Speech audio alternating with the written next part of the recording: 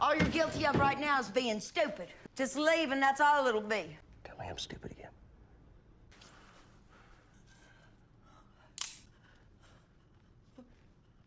You're stupid. Welcome to Fanboy and a Snob. I'm Chad. And that's Chris.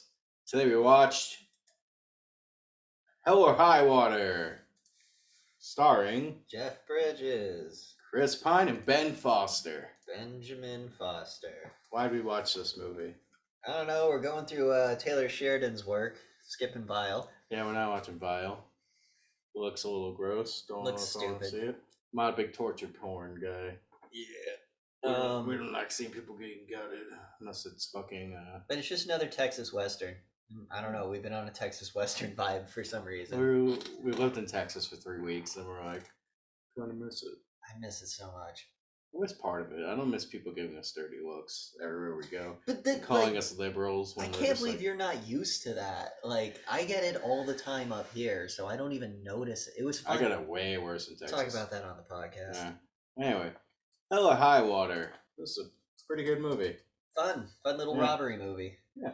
Bank heists. Smart movie. A lot of things they did in this movie You would have never thought of. The casino and everything. Yeah, but how often have I told you, like, hey, if we ever steal something, we got to take it to a casino, like right away. I was like, it's the easiest way to launder money is through a casino. I'm surprised more movies haven't tried to do stuff like that. What do you think the movie Casino's about? I haven't seen Casino. It's about a mafia-run casino where they launder money through it. Yeah, well, I guess that's why they don't do it that much. No, they do it a lot because casinos are like, hey, I don't care, bitch. Like, fucking give us your money. Like our money. They're not going to find it with all this fucking shit in here. I mean, gambling, honestly, should be illegal. Yeah. I like gambling. I'm not too good at it, which is why I don't do it. But There's no such... the last time I gambled, I was on a slot machine. I was up like $300. And I'm like, Pat's like, cash out. I'm like, no, I got this. I know this machine well, so... You know, they rig the machines to pay out and stuff like that. So that's why I say it should be illegal. It's like betting on wrestling. Fuck you. Yeah, it's the dumbest thing you can do. No, you bet how the match layout's gonna be. Okay, so what's the plot of this movie, Fatty? The plot of this movie is you have Chris Pine, who just needs to find some money so he can... Needs like 40 grand. 40 grand to buy his mother's ranch. To pay off his mother's mortgage on the ranch, so they'll own the land. So he gets his degenerate brother just got out of jail. For murdering his pappy. Murdering his pappy on a hunting accident in the barn. In the barn in April. Yeah. And they do some really fucking slick robberies at the very beginning. It's sloppy. Yeah. Well, that's because Chris Pine's plan is that then Ben Foster's plan is like, I'm going to run across the street. I'm going to run across the street while you're eating breakfast. Fucking rob a place. Yeah. I don't know, man. Ben Foster was great in this movie. He was in so many movies around this time, but I don't see him that much anymore. I feel like he made his money, got a wife, and was like, I'm good for now. He's a great actor. He was great in this movie. Yeah. This was his movie more than it was Chris Pine's. Yeah, definitely. Just every scene him and Jeff Bridges were in just kind of awesome. Jeff Bridges was like the ranger. Yeah, he was a Texas Ranger, called it, because the FBI wouldn't touch the case because it was under a certain amount, which is smart because they only stole the money out of the drawers. Low all loose bills. Nothing packed. 1s, 5s, 10s, and 20s. Nothing packed, so there would be no die. $100 is the bank's money, so they could trace the serial. Yeah. So they would just steal like, $7 grand out of a bank. $7 grand out of 2 banks. That was 2 banks? Yeah, those 2 robberies only got them $7 grand. That's why they were like, oh, so they're saving. Yeah. They're not trying to go for the big payout right off the bat, which a lot of robbers go for. They didn't get greedy until Ben Foster started getting a little. He didn't get greedy. He just knew it had to end a certain way. Yeah. And he was like, the way to protect my brother is to make sure I'm the one that goes down.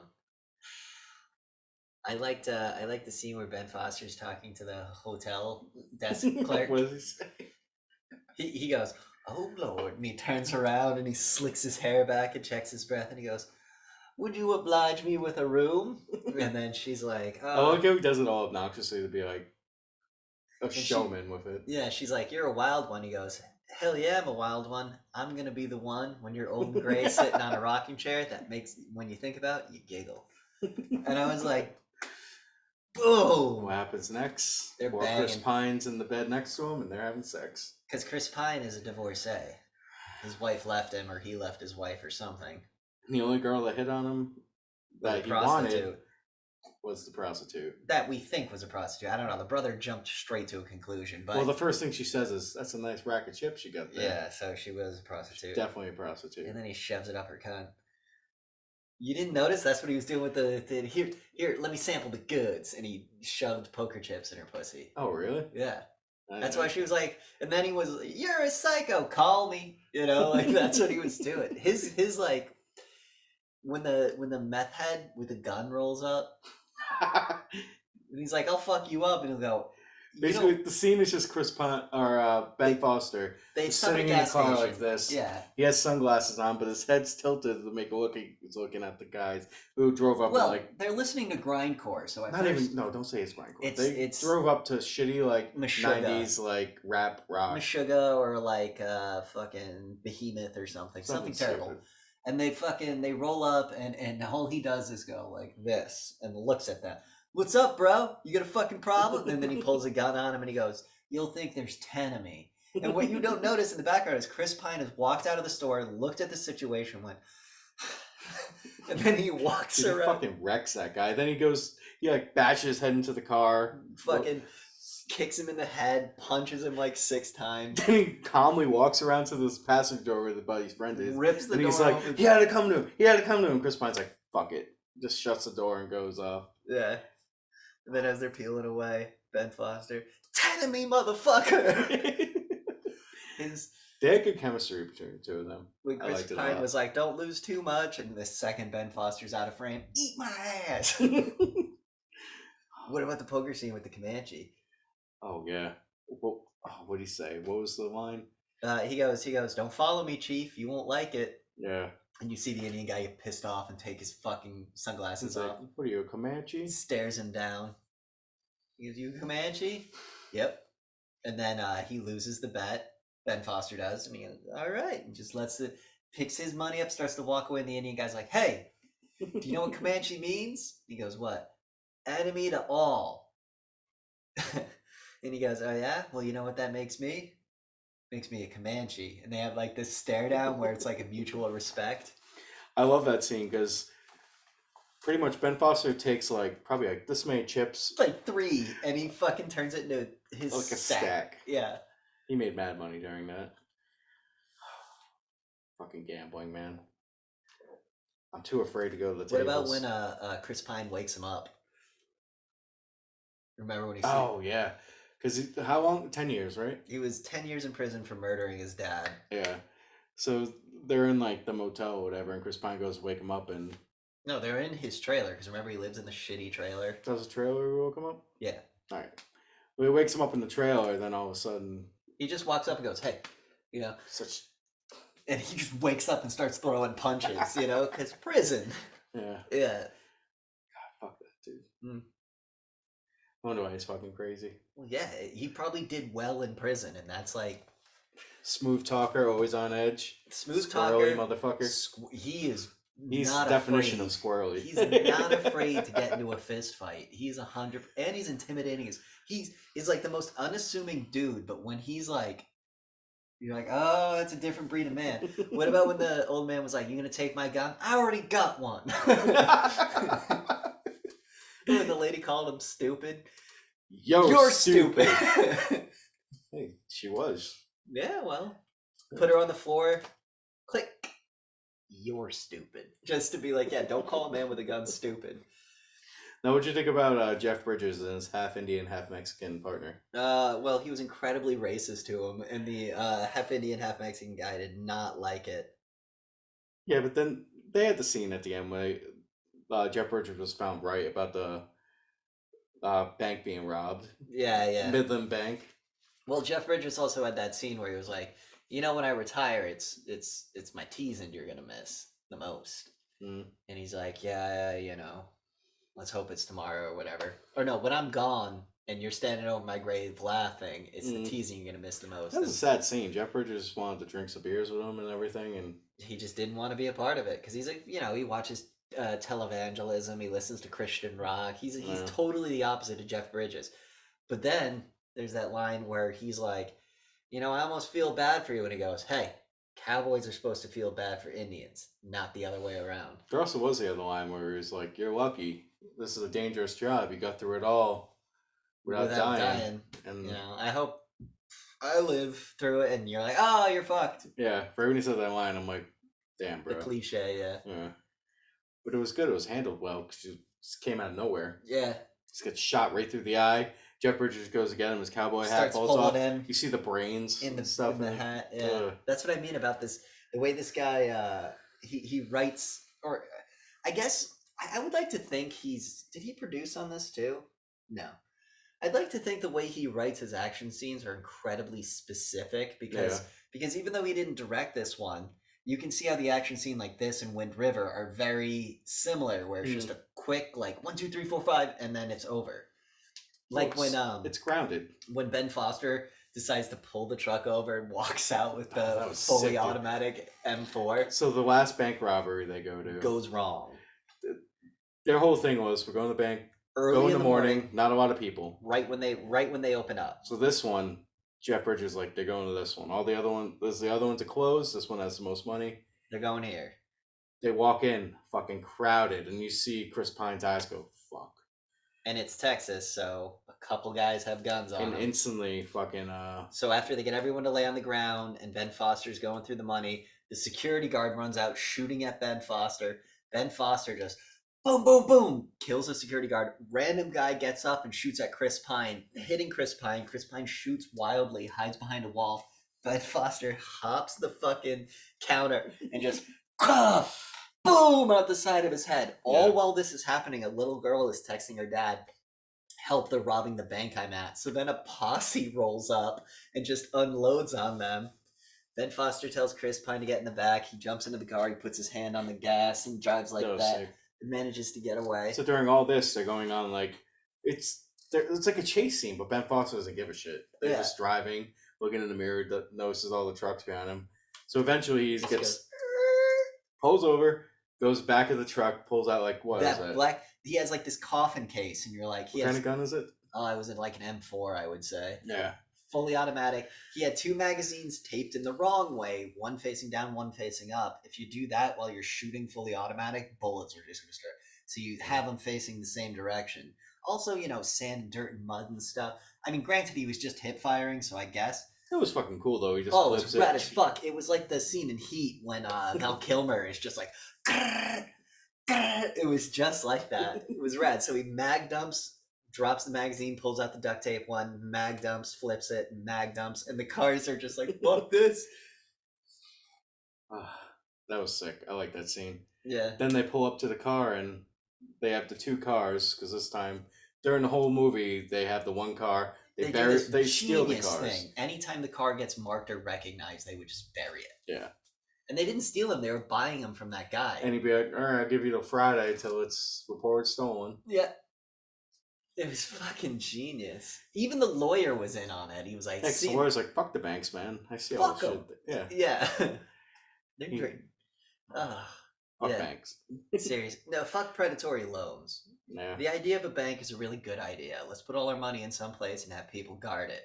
Yeah, when they try to attack you and take you home. That's when the banks. That's. But at this point, they had the 2 cars. They got the truck, and they had their normal car that they drive in. So they drive up, find the car. Where they ditched it. Chris Pine gets out.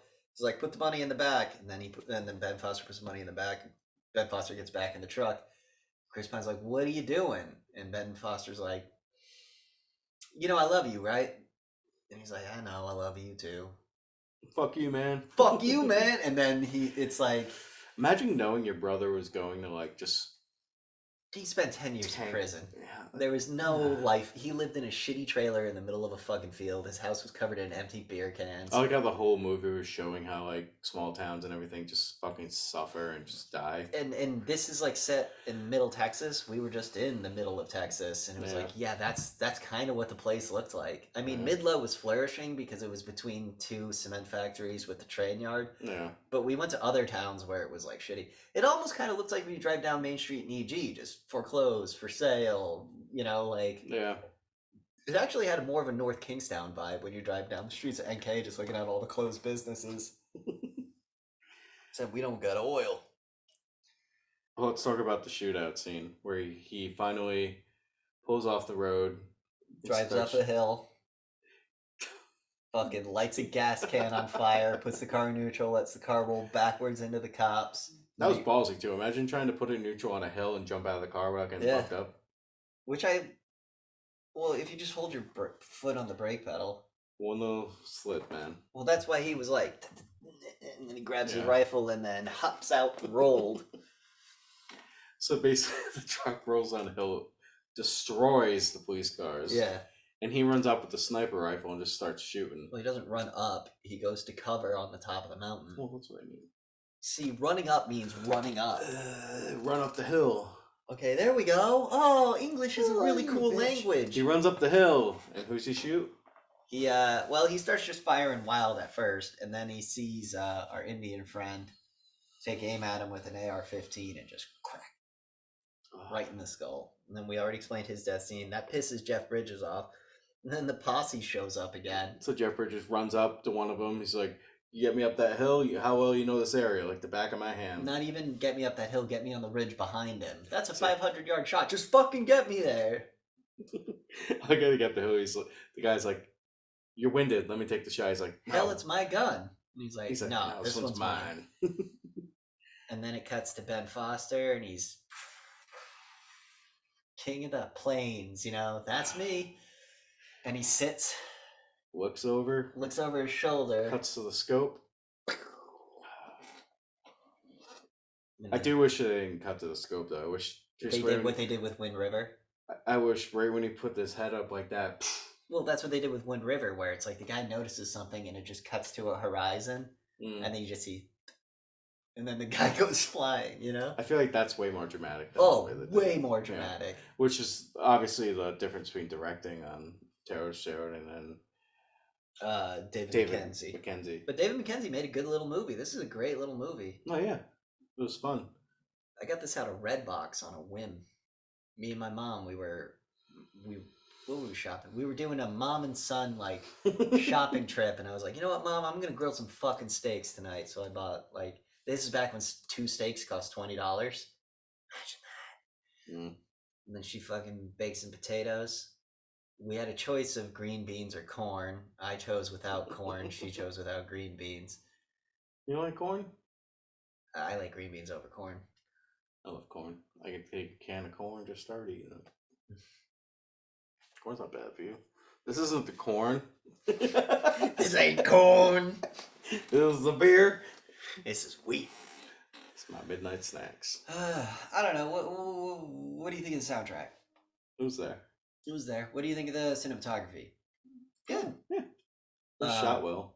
The shaky cam wasn't annoying. Yeah, it's not noticeable to the fact that you're like, what was that movie we watched where the shaky cam got kind of... Wind River. Was it Wind River? Where Jeremy Renner is having the emotional scene. Oh, yeah. And it's shaky cam all over the place, and you're like, ah. No, this is more purposeful. The only time it was really shaky is when they were in a chase or a shootout or during the robberies. Yeah, it's not like Born Identity where they're purposely going... Yeah. I think one of the examples of shaky cam I liked really bad is when Chris Pine jumped, or like a lot, I should say, when Chris Pine jumped into the back of the truck and the shaky cam goes with him, and you can just kind of see the bullet wound, but not really. And it was like if it was a stable cam, you might have missed it. Well, shaky cam's weird. You can do a lot of shaky cam, and it could be great. You could have it actually make meaning on the scene, or you could just have Born Identity, where it's like every fucking scene is close quarters, just. And that's stupid. I hate the Born Identity movies because of that. I liked the first one. I can't watch it. The first one's fun. It's nauseating. It's fun.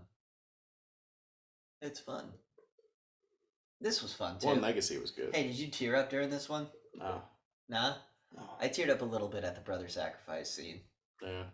Because I couldn't see my older brother doing it, but I could totally see myself doing it for my younger brother. I was going to say, he wouldn't do it either. And neither of my brother, but I would totally be the brother that would sacrifice himself. So I was like, I relate super hard to Ben Foster right here. Because I don't got a fucking, fuck it. I'll go out in a blaze of glory. What do I got? 10 years in prison? Fuck it. You know what I mean? Yeah, overall, the acting was great in this movie. Yeah. The quips. Ben Foster stole the show. Yeah. Jeff Bridges. This was the movie that sold me on Chris Pine, by the way, too. Yeah. And I think this is the movie where Chris Pine acts the least. He's just kind of there as an observer. Yeah, but that's a different. That's a type of acting, though. So Well, I it's feel like that's believable. more. I like when he gets his balls and he's at the bank. And I'll fax it to your lawyer at the end of the week. It is the end of the week, and you're going to fax it now. Yeah. Well, it'll take a while. I got all day. And that's the scene at the end of the movie. Jeff Bridges finds where the house is. Because the whole point of the house is there's oil on the land. So he wants to make sure they have the money so he can get the oil. It's $50,000 a month for his kids and his ex-wife. So basically what he does is he goes to the bank and he gets a trust put in his kid's name. So him and his wife can't touch it. So the land, the oil, everything belongs to his kids, and it's in a trust until the youngest one is 18. Yeah. So Jeff Bridges figures this all out, rolls up on the house. Chris Pine just turns the corner with a fucking lever action. Fucking Jeff Bridges puts his hand on his pistol, and they just talk about settling things. And he was like, I didn't kill your friend. And he was like, well, you killed him by setting everything in motion. You expect me to believe your brother came up with this plan? And he's like, well, puts his finger on the trigger. I don't know what you want to believe. He's like, I haven't killed nobody before. But if you want me to start with you, I'll start with you. And just kind of like turns towards him, and then the fucking Chevy Tahoe rolls up. His wife and kids get out. And Jeff Bridges find out he doesn't even live there. No, he doesn't live there. The ex-wife and kids. He goes, but then as Jeff Bridges is leaving, Chris Pine goes, I got a little place outside of town. Perhaps you want to continue this conversation. That's where I think they're going to become good friends. They're going to kill each other. They're going to bond. Because remember what Chris Pine told his kid. You're going to hear a lot of things about me on the news. Don't worry, Daddy, I won't believe them. No, you believe every word of them. I like that scene too. He's like, don't be like me. And then he looks at him. He's like, not going to have that beer? And he's like, you just told me not to be like you. He's like, good boy. Smart boy. And now you're offering me a beer? And he goes, smart boy. Yeah. No, this movie is great. I love these type of movies have great characters. It's almost like these are the kind of movies Chris really enjoys, which is like character studies and stuff like that, and you just want to watch Jean-Claude Van Damme do splits. I like these movies, and I like to turn my brain off and watch Splits and Thor, Captain America punch it. Yeah, I can't turn my brain off, though. It's your mental disability.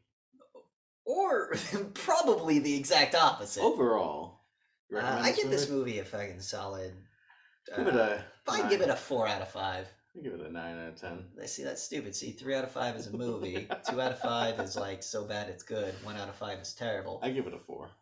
Yeah, I give it a 4. It's not the greatest movie I've ever seen, but it's definitely up there. Yeah. It's in my top probably 1,000. Good movie to watch. Great movie to watch. Acting's great. Characters are funny and great. Yeah, the humor isn't... It doesn't feel like a Marvel movie where it's like, why are you quipping right now? Yeah. Like fucking Thor is the new one, supposedly, is like... Christian Bale, 10 minutes of screen time. Yeah. Wasting probably the greatest actor alive right now. Save that topic for the podcast. Yeah. I'll talk about that. But yeah, definitely watch this movie. It's fun. It's great.